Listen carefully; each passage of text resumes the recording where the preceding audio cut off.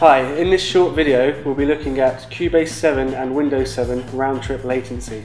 To test the round-trip latency using Cubase 7 and Windows 7, we are using the Zodiac as a source. The left signal goes to the AD of the Orion, through the USB to the DAW, out the USB to the DA of the Orion, and then directly into the Eclipse for recording. The right channel of the Zodiac then goes directly to the Eclipse for recording, so we can compare the signals and see what's really going on with the latency.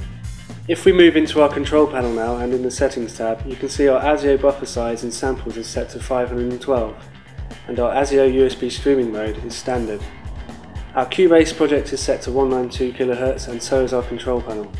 Moving into Cubase now, you can see I've created a stereo channel. This is monitoring the AD1 and then being sent out of the DA1 of the Orion32 to the Eclipse Analog 1 input. Now I'll send the impulse through the round trip of the converter by recording and then playing back from the same source.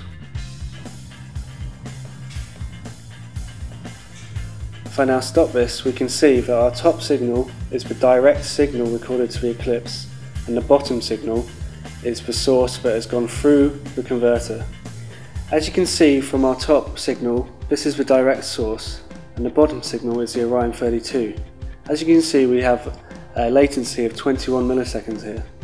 Now I'm going to change the ASIO USB streaming mode to mini latency. Now let's send our impulse around the converter again and see what the difference is in latency.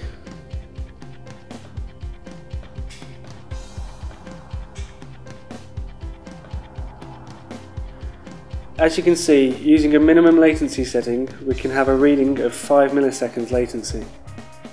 As you can see, using Orion32 and Antelope's custom USB driver, we can get effectively low latencies on Windows 7.